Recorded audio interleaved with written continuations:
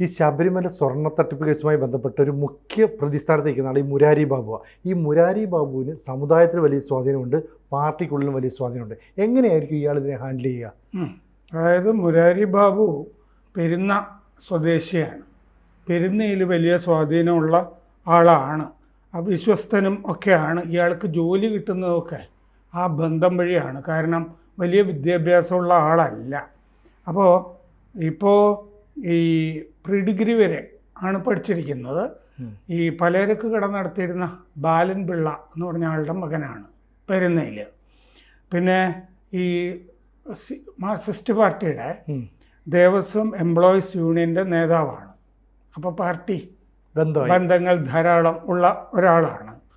അപ്പോൾ CPM മന്ത്രിമാരുടെയൊക്കെ എല്ലാ കാലത്തും ഈ ദേവസ്വം മന്ത്രി ഒക്കെ ആയിരിക്കുമല്ലോ, ഇവരുടെയൊക്കെ വിശ്വസ്തനാണ്. മുമ്പ് N. വാസു വലിയ വിശ്വസ്തനായിരുന്നു. അതെ അതെ. അപ്പോൾ പാർട്ടിക്കാർ ദേവസ്വം ബോർഡ് പ്രസിഡന്റ് ആയിട്ട് വരുമ്പോഴൊക്കെ അവരെപ്പോഴും കൂടെ കൺസൾട്ട് ചെയ്യുന്നത് അവിടുത്തെ ഫ്രാക്ഷൻ്റെ ഒക്കെ ആളായിരിക്കും. അതെ അതെ. എല്ലായിടത്തും ഫ്രാക്ഷൻ ഉണ്ടാവുമല്ലോ പാർട്ടിക്ക്. അപ്പോൾ അങ്ങനെ ദേവസ്വം എംപ്ലോയീസ് യൂണിയൻ്റെ നേതാവ്. പിന്നെ കുറച്ചു കാലം പെരുന്നയിലെന്തോ ഈ കരയോഗത്തിൻ്റെ തന്നെ ഏതോ ബാഹ്യമൊക്കെ ആയിരുന്നു എന്ന് പറയുന്നു. അവിടെയും ഒരു കരയോഗം കാണില്ലേ, അതിൻ്റെ സെക്രട്ടറിയോ മറ്റോ ആയിരുന്നായിട്ട് പറയുന്നുണ്ട്. ഇയാൾ ഇതിലേക്ക് വരുന്നത് എങ്ങനെയാണെന്ന് വെച്ച് കഴിഞ്ഞാൽ തൊഴിലൊക്കെ കിട്ടുന്നത് ശുപാർശകളൊക്കെ വഴിയാണ്. കാരണം മുമ്പ് NDP എന്ന് പറഞ്ഞിട്ടേ ഇവർക്ക് പാർട്ടി ഉണ്ടായിരുന്നല്ലോ, NSSന്. KGR കർത്ത, KP രാമേന്ദ്രൻ നായർ, ഇങ്ങനെ മന്ത്രിമാരൊക്കെ ഉണ്ടായിരുന്നില്ലേ. ആ സമയത്ത് K. ഭാസ്കരൻ നായർ മന്ത്രിയായിരുന്നു. K. ഭാസ്കരൻ നായർ NSSൻ്റെ നോമിനിയായിട്ട് കുറച്ചു കാലം തിരുവിതാംകൂർ ദേവസ്വം ബോർഡിൻ്റെ പ്രസിഡൻറ്റുമായിരുന്നു. N. ഭാസ്കരൻ നായർ അത്യാവശ്യം മാന്യനായിട്ടുള്ള ഒരാളാണ് ആ കാലത്ത്. അപ്പോൾ ഈ N. ഭാസ്കരൻ നായർ പ്രസിഡൻ്റ് ആയിക്കഴിഞ്ഞപ്പോൾ മണിച്ചേട്ടൻ, നമ്മുടെ G. സുകുമാരൻ നായരെ ശുപാർശ ചെയ്തു എന്നാണ് പറയുന്നത്. ഈ മുരാരി ബാബുവിനെ ഗൺമാനാക്കി. ഗൺമാനാക്കാണെന്നുണ്ടെങ്കിൽ സാധാരണഗതിയിൽ പോലീസിലൊക്കെ വേണ്ടതേ, പക്ഷെ ഒരു ബോഡി ഗാർഡ് പോലെ കൂടെ നടന്നിരുന്നു.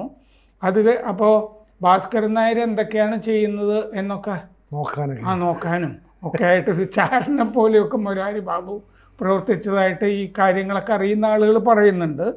അത് കഴിഞ്ഞ് ഇങ്ങേർക്ക് സ്ഥിരം നിയമനം കിട്ടി.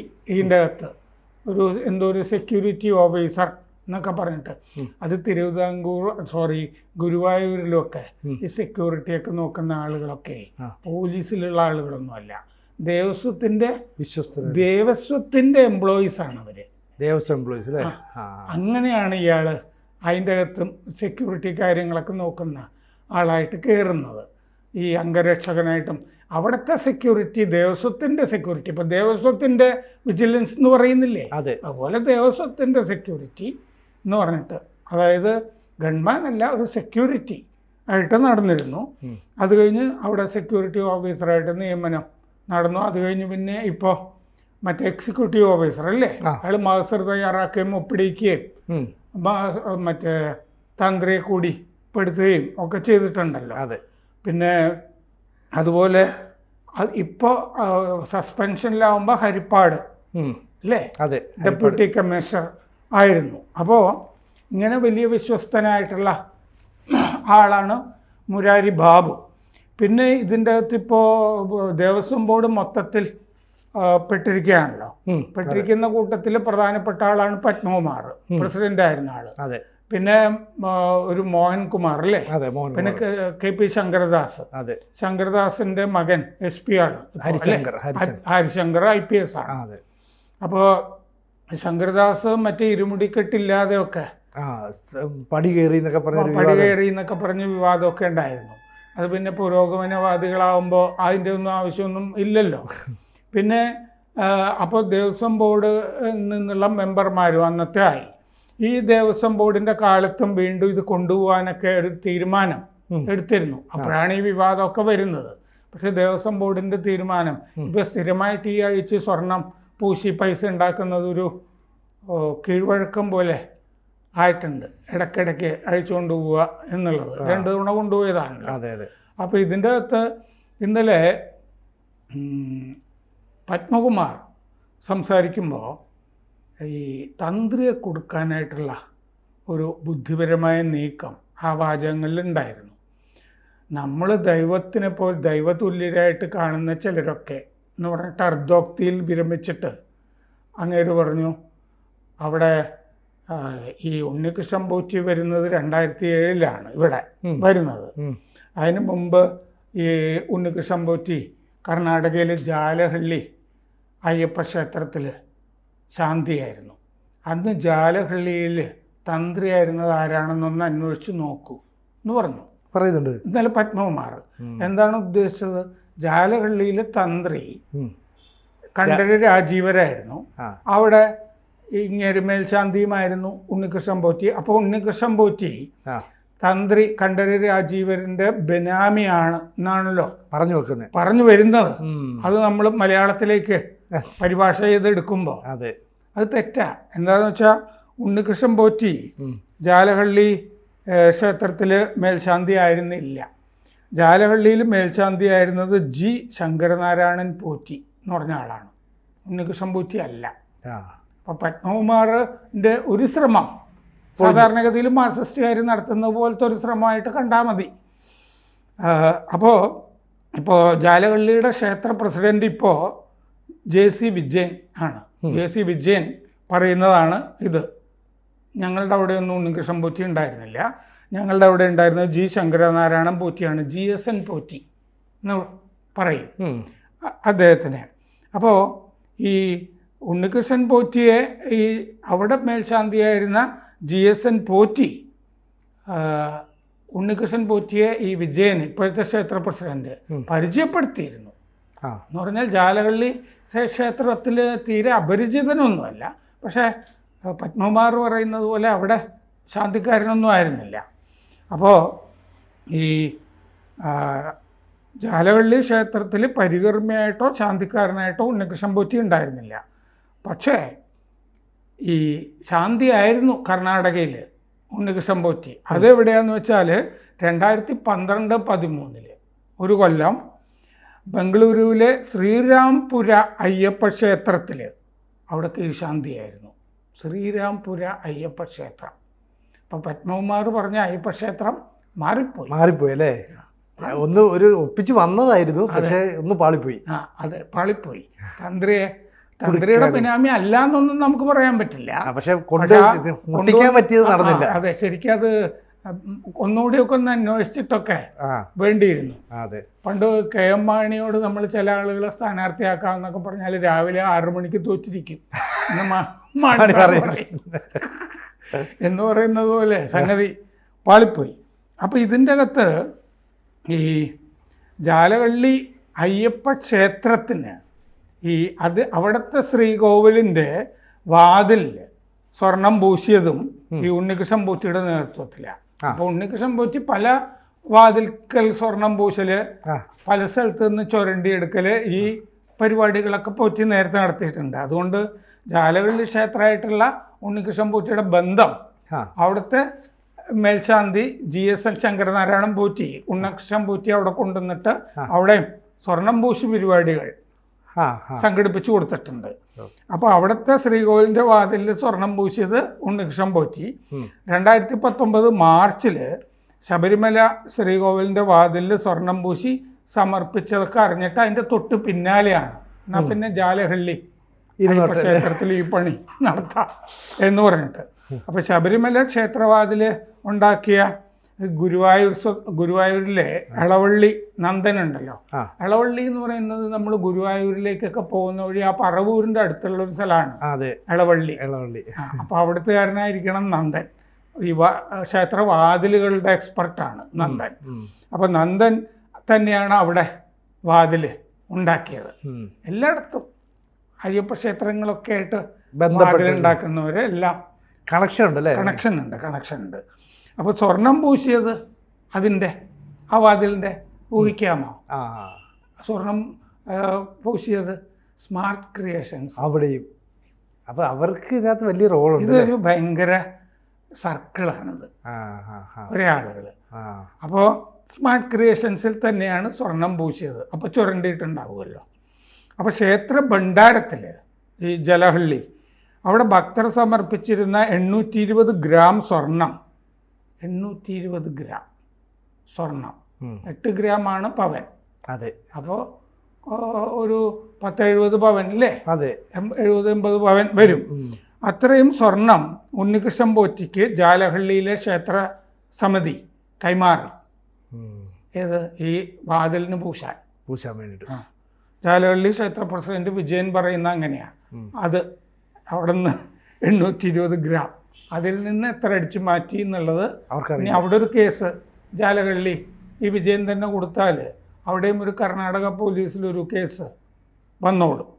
അപ്പോൾ അവിടുത്തെ മേൽശാന്തിയാണ് അന്ന് ഉണ്ണികൃഷ്ണൻ പോറ്റിയെ ഈ വാതിൽ ഒക്കെ സ്വർണം പൂശാനൊക്കെ പറ്റിയ ആളാണ് ഇയാൾ ശബരിമലയിൽ പൂശിയ ആളാണ്, വലിയ ആളാണെന്നൊക്കെയാണല്ലോ പറയുക. അതെ. അപ്പം അങ്ങനെ ആണ് ജാലഹള്ളി ക്ഷേത്രം അതിൽ പെട്ടുപോയത്. ഇനി ഇതിൻ്റെ അകത്ത് ഗോവർദ്ധൻ എന്ന് പറഞ്ഞൊരു കഥാപാത്രത്തിനെ പറ്റി നമ്മൾ നേരത്തെ പറഞ്ഞിരുന്നു. അത് സ്മാർട്ട് ക്രിയേഷൻസിൽ നിന്ന് ഈ സാധനങ്ങളൊക്കെ കൊണ്ടുപോയതായിട്ട് ഉണ്ണികൃഷ്ണൻ പോറ്റിയുടെ പേരിലല്ല, ഗോവർദ്ധൻ എന്ന് പറഞ്ഞൊരാളുടെ പേരാണ് അവിടെ രേഖകളിൽ വിജിലൻസ്, ദേവസ്വം വിജിലൻസ് കണ്ടത്, ഗോവർദ്ധൻ. അപ്പോൾ ഈ ഗോവർദ്ധൻ എന്ന് പറഞ്ഞൊരു ആൾ, അത് ഉണ്ണികൃഷ്ണൻ പോറ്റിയുടെ വേറൊരു പേരല്ല. ഗോവർദ്ധൻ എന്ന് പറഞ്ഞൊരാൾ ബെള്ളാരി ഉണ്ടല്ലോ, കർണാടകയിലെ കുപ്രസിദ്ധമായ ഗനി ഒക്കെ ഉള്ളത്, ബെള്ളാരിയിലെ ഈ റോധാം ജുവല്ലേഴ്സിൻ്റെ ഉടമസ്ഥനാണ് ഗോവർദ്ധൻ. അപ്പോൾ ശബരിമല ശ്രീകോവിലിൻ്റെ വാതിൽപ്പാളി കട്ടിള അവിടെയൊക്കെ ഉണ്ണികൃഷ്ണൻ പോറ്റി മുഖേന സ്മാർട്ട് ക്രിയേഷൻസിൽ അവിടെ ആ സ്വർണം പ്ലേറ്റ് ചെയ്യുമ്പോൾ പാളികൾ എടുത്തുരുക്കിയില്ലേ, പിന്നെ പ്ലേറ്റ് ചെയ്യാനായിട്ട് സ്വർണം കൊടുക്കണ്ടേ പൂശാൻ. ആ പൂശാനുള്ള സ്വർണം 512 ഗ്രാം കൊടുത്തയാളാണ് ഗോവർദ്ധൻ, റോധാം ജുവല്ലേഴ്സ് ബെള്ളാരി. അപ്പോൾ ഒന്നിനും മുട്ടുണ്ടായിട്ടില്ല ഉണ്ണികൃഷ്ണൻ പോറ്റിക്ക്. 5 പൈസ കയ്യിൽ നിന്ന് മുടക്കേണ്ടി വന്നിട്ടില്ല. അയാളുടെ വരുമാനം ഒക്കെ വിജിലൻസ് പരിശോധിക്കുമ്പോൾ അയാൾക്ക് വലിയ വരുമാനമൊന്നുമില്ല. ഏതോ ഒരു ക്ഷേത്ര ട്രസ്റ്റ്, ഏതോ ഭഗവതിയുടെ പേരിലുള്ള ട്രസ്റ്റ് കൊടുത്ത കുറച്ച് പൈസ അയാൾക്ക് വന്നതായിട്ട് മാത്രമേ അയാളുടെ അക്കൗണ്ടുകളിലൊക്കെ കാണുന്നുള്ളൂ. മാരിയമ്മൻ പോലെ എന്തോ ഒരു ട്രസ്റ്റാണത്, ഞാൻ ശരിക്കും ആ പേര് മറന്നുപോയി, അമ്പലത്തിൻ്റെ. പക്ഷേ ഇയാൾ 10 ലക്ഷം രൂപ ഒക്കെ പല കാര്യങ്ങൾക്കും സംഭാവന ചെയ്തിട്ടുണ്ട് ശബരിമലയിൽ. അതെവിടെ നിന്ന് കിട്ടി? അതാണ് തന്ത്രിയുമായിട്ടുള്ള ബന്ധം സംശയിക്കേണ്ടി വരുന്നത്. അപ്പോൾ ഇയാൾ ഗോവർദ്ധൻ ഈ വാതിൽ സ്വർണം പൂശാൻ ആയിട്ട് ഉണ്ണികൃഷ്ണൻ പോറ്റി ഗോവർദ്ധനെ ചെന്ന് കാണുകയാണെന്നാണ് ഗോവർദ്ധൻ പറയുന്നത്. 2012-13 ഈ ശ്രീറാംപുര അയ്യപ്പ ക്ഷേത്രത്തിൽ ശാന്തിയായിരുന്ന കാലത്താണ്, കീഴ്ശാന്തി ആയിരുന്നല്ലോ ഉണ്ണികൃഷ്ണൻ പോറ്റി. അപ്പോഴാണ് ഗോവർദ്ധൻ ബന്ധപ്പെടുന്നത്. 2019 മാർച്ച് 1-ന് 200 ഗ്രാം, മാർച്ച് 4-ന് 125.5 ഗ്രാം, അങ്ങനെ ആണ് 325.5 ഗ്രാം ഗോവർദ്ധൻ ഉണ്ണികൃഷ്ണൻ പോറ്റിക്ക് കൊടുക്കുന്നത്. അതിൽ 321.6 ഗ്രാം സ്വർണമാണ് വാതിൽപ്പാളികൾ പ്ലേറ്റ് ചെയ്യാനായിട്ട് ഉപയോഗിച്ചത്.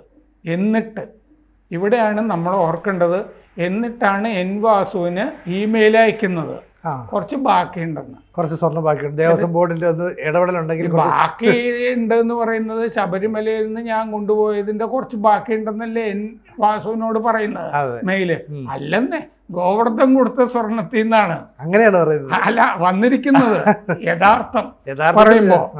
അപ്പോൾ അതിൽ നിന്ന് വാതിലിൻ്റെ ഇരുവശവും കട്ടിളയുടെ 7 പാളികളിലും പൂശാൻ 2019 ജൂൺ 10-ന് 186.58 ഗ്രാം 587 ഗ്രാം സ്വർണം കൂടി ഗോവർദ്ധൻ കൊടുത്തു. നേരത്തെ പറഞ്ഞതിന് പുറമെ അതിൽ 184 ഗ്രാം സ്വർണ്ണമാണ് പൂശിയത്. അപ്പോഴും 2 ഗ്രാം സ്വർണം ബാക്കി വന്നു. ഇതാണ് എൻ വാസുവിനോട് പറയുന്നത് ബാക്കി വന്നു, തട്ടിപ്പാ. ഞാൻ നേരത്തെ ഒരു ചർച്ചയിൽ ചോദിച്ചില്ലേ, ശബരിമലയിൽ നിന്നുള്ള സ്വർണ്ണമാണെങ്കിൽ അത് വേറൊരു യുവതിയുടെ, നിർധന യുവതിയുടെ കല്യാണത്തിന് കൊടുക്കാം എന്ന് പോറ്റി പറയുന്നതിൽ എന്ത് അർത്ഥമാണുള്ളത്? അത് ദേവസ്വത്തിന്റെ ദേവസ്വത്തിന്റെ സ്വത്തല്ലേ എന്ന് ഞാൻ ചോദിച്ചല്ലോ. അതെ, ഇത് ഗോവർദ്ധന്റെ സ്വർണമാണ്. അങ്ങനെയാക്കി. അതാണ്.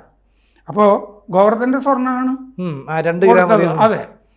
അപ്പോൾ അതിൽ 184 ഗ്രാം സ്വർണം വാതിൽപ്പാളികളും കട്ടിളയും ഗോവർദ്ധൻ്റെ പേരിലാണ് ഗോൾഡ് സർട്ടിഫിക്കറ്റ് സഹിതം സ്മാർട്ട് ക്രിയേഷൻസിന് കൈമാറിയത്. അപ്പം സ്മാർട്ട് ക്രിയേഷൻസ് ഗോവർദ്ധന് തന്നെയല്ലേ ഇതുണ്ടാക്കി കൊടുക്കുന്നത്. അതെ. അപ്പോൾ സ്വർണം പൂശാൻ വേണ്ടിയിട്ട് ഈ ബംഗളൂരു ജാലഹള്ളിയിലെ ഒരു അജികുമാറിൽ നിന്ന് 35 ലക്ഷം രൂപ ഉണ്ണികൃഷ്ണൻ പോറ്റി പറ്റി. അത് അജികുമാർ മരിച്ചുപോയി. അജികുമാറിൻ്റെ സഹോദരൻ അത് കൈപ്പറ്റി ഉണ്ണികൃഷ്ണൻ പോറ്റിക്ക് 35 ലക്ഷം രൂപ കൊടുത്തതൊക്കെ പറഞ്ഞിട്ടുണ്ട്. അപ്പോൾ അതിൻ്റെ ഉപകാരസ്മരണയായിട്ടാണ് സ്വർണം പൂശിയ വാതിലുകൾ അജികുമാറിൻ്റെ വീട്ടിൽ കൊണ്ടുപോയി ശബരിമലയിലെ. എന്നിട്ട് അവിടെ പൂജിച്ചു. ഗോവർദ്ധൻ്റെ വീട്ടിലും കൊണ്ടുപോയി. അതാണല്ലോ ഉപകാരസ്മരണ എന്ന് പറയുന്നത്. കൊണ്ടുപോയി പൂജ നടത്തി. അപ്പം അങ്ങനെയാണെങ്കിൽ ജയറാമിൻ്റെ വീട്ടിൽ കൊണ്ടുപോയി പൂജിച്ചില്ലേ? അതെ. അപ്പം ജയറാം എത്ര കൊടുത്തു? അതും പറയണമല്ലോ. ജയറാമും തുകയായിരിക്കില്ലേ കൊടുത്തിട്ടുണ്ടാവുക. അപ്പോൾ അത് അന്വേഷിക്കേണ്ടതാണ്. അപ്പോൾ ആ കൈപ്പറ്റിയ സംഭാവന, അജികുമാറിൽ നിന്ന് കൈപ്പറ്റിയ സംഭാവന 18ാം പടിക്ക് ഇരുവശങ്ങളിലും മണിമണ്ഡപങ്ങൾ നിർമ്മിച്ച ശേഷം മണി സ്ഥാപിക്കാനാണ് ഉണ്ണികൃഷ്ണൻ പോറ്റി ഉപയോഗിച്ചതെന്നാണ് പറയുന്നത്. ആ 35 ലക്ഷം രൂപ മണി സ്ഥാപിക്കാനാണ് എന്നാണ് പറയുന്നത്. അപ്പോൾ ഈ സ്പോൺസറായിട്ട് ഉണ്ണികൃഷ്ണൻ പോറ്റി ഇങ്ങനെ വന്നു. അപ്പോൾ സ്വർണ്ണവാതിൽ സ്പോൺസർ ഉണ്ണികൃഷ്ണൻ പോറ്റിയാണെന്ന് പറയുന്നത് വ്യാജമാണെന്നുള്ളത് മനസ്സിലായില്ലേ? കാശൊക്കെ കൊടുത്തതും സ്വർണം കൊടുത്തതും ഒക്കെ വേറെ ആണുങ്ങളാണ്. പക്ഷേ ഈ സ്വർണ്ണവാതിൽ സമർപ്പണ ചടങ്ങിൽ സ്പോൺസറായിട്ട് പങ്കെടുത്തത് ഗോവർദ്ധൻ ഉൾപ്പെടെ 5 വ്യവസായികൾ തന്നെയാണ് പങ്കെടുത്തത് എന്ന് കണ്ടെത്തിയിട്ടുണ്ട്. ഗോവർദ്ധൻ അല്ലാതെ രമേശ് റാവു എന്ന് പറഞ്ഞ വ്യവസായി, പിന്നെ ഉണ്ണികൃഷ്ണൻ പോറ്റി, അജിത്ത് ബംഗളൂരു, അജിത് കുമാർ, പിന്നെ പള്ളിക്കത്തോടുന്ന് വ്യവസായിയായിട്ടുള്ള വാസുദേവൻ. ആ വാസുദേവൻ എന്ന് കേൾക്കുമ്പോൾ എന്തെങ്കിലും തോന്നുന്നുണ്ടോ? പള്ളിക്കത്തോട് വാസുദേവൻ ആ ഒരു പീഠം കുറേ ദിവസം കാണാനില്ല. ആ പീഠം ഒരു കാണാനില്ല എന്ന് പറഞ്ഞിട്ട് ഉണ്ണികൃഷ്ണൻ പോറ്റി പരാതിപ്പെട്ടതാ ആണല്ലോ ഇത് മുഴുവൻ പുറത്തു കൊണ്ടുവരാൻ കാരണം. അത് കേട്ട് പേടിച്ചിട്ട് എൻ്റെ വീട്ടിൽ പീഠമുണ്ട് എന്ന് പറഞ്ഞ ആളാണ് ഈ വാസുദേവൻ പള്ളിക്കത്തോട് ആദ്യം വന്നത് അല്ലേ? എൻ്റെ വീട്ടിൽ പറഞ്ഞു. ആ വാസുദേവനാണല്ലോ ഉണ്ണികൃഷ്ണൻ പോറ്റിയുടെ സഹോദരിയുടെ കയ്യിലോ മറ്റോ കൊണ്ട് ഏൽപ്പിച്ചത്. ഇത് എൻ്റെ വീട്ടില് ജൂനിയർ മാൻഡറൊക്കെ കഥ പോലെയാ. എൻ്റെ വീട്ടിൽ ഇപ്പോൾ പ്രതിമ വേണ്ട എന്ന് പറഞ്ഞിട്ട് ആളുകൾ കൈയൊഴിക്കുന്ന പോലെ ഈ വാസുദേവനാണ് പീഠം കൊണ്ടുപോയിക്കോളാൻ പറഞ്ഞ ആ കഥാപാത്രമാണ് സ്പോൺസർമാരിൽ 5 വ്യവസായിമാരിൽ ഒരാൾ, പള്ളിക്കത്തോട് വാസുദേവൻ. അപ്പോൾ സ്വർണ്ണവാതിലിന് തേക്ക് മരം കൊടുത്തത് പള്ളിക്കത്തോട് ഈ അജികുമാറും പള്ളിക്കത്തോട് സ്വദേശി തന്നെ. ആ പള്ളിക്കത്തോട്ടെ അജികുമാറിൻ്റെ ആവശ്യപ്രകാരം തേക്ക് തടി കൊടുത്തത് കോട്ടയത്ത് നിന്ന് ഈ തേക്കുമരം സംഭാവന ചെയ്ത് പള്ളിക്കത്തോടുള്ള അജികുമാർ. അപ്പോൾ അങ്ങയുടെ ആവശ്യപ്രകാരം കോട്ടയത്ത് നിന്ന് വാതിൽ സമർപ്പണ ഘോഷയാത്ര സംഘടിപ്പിച്ചിരുന്നു. ആര്? ഈ ഇളവള്ളി നന്ദൻ. ഈ തേക്കിൻതടി കൊടുത്ത അജികുമാറിൻ്റെ ആവശ്യപ്രകാരം കോട്ടയത്ത് നിന്ന് വാതിൽ സമർപ്പണ ഘോഷയാത്ര. ശബരിമലയിൽ ഈ വാതിലെത്തിക്കുമ്പോഴും ഈ സ്പോൺസർമാരൊക്കെ ഉണ്ടായിരുന്നു എന്നുള്ളതാണ് ഇതിൻ്റെ കഥ. ചുരുക്കം പറയാത്ത നമ്മൾ ചിന്തിക്കുന്നതിനപ്പുറത്തേക്ക് കാര്യങ്ങൾ മാറി അല്ലേ? ഈ മുരാരി ബാബു എന്ന് പറയുന്നത് ഇനി രക്ഷപ്പെടാനായിട്ട് പുതിയ പുതിയ തന്ത്രങ്ങളും കഥകളുമായിട്ട് വരില്ലേ ഇനിയും? ഭയങ്കരമായി, അതായത് പാർട്ടി വിചാരിച്ചിട്ട് രക്ഷപ്പെടുത്താനായിട്ട് നോക്കണം. അങ്ങനെ പാർട്ടി വിചാരിച്ചിട്ട് കരുവന്നൂർ ബാങ്കിലെ പാർട്ടി പ്രതികളെയൊക്കെ രക്ഷപ്പെടുത്തിയിട്ടുണ്ടോ എന്നുള്ള കാര്യം സംശയമാണ്. കാരണം ED അതിൻ്റെ അകത്ത് മുറുക്കിയതാണ്. അങ്ങനെ EDയും ഇപ്പോൾ ഇതിൻ്റെ അകത്ത് രംഗത്ത് വന്നു കഴിഞ്ഞു. മാത്രമല്ല സന്നിധാനത്തേക്ക് പോകുമെന്നും പറയുന്നുണ്ടല്ലോ ED കൂടുതൽ കണക്കെടുക്കാനായിട്ട്. അതെ. അപ്പോൾ അതുകൊണ്ട് പാർട്ടി വിചാരിച്ചു കഴിഞ്ഞാൽ രക്ഷപ്പെടാൻ എളുപ്പമല്ല. 1.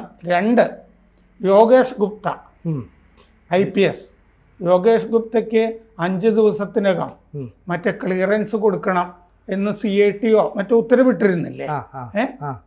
യോഗേഷ് ഗുപ്തയാണ് EDയുടെ ഡയറക്ടർ ആവുന്നതെങ്കിലോ? കൂടുതൽ വാർത്തകളും വിശേഷങ്ങളും നിങ്ങളിലേക്ക് എത്താൻ ABC മലയാളം സബ്സ്ക്രൈബ് ചെയ്യുക, ബെൽബട്ടനും അമർത്തുക.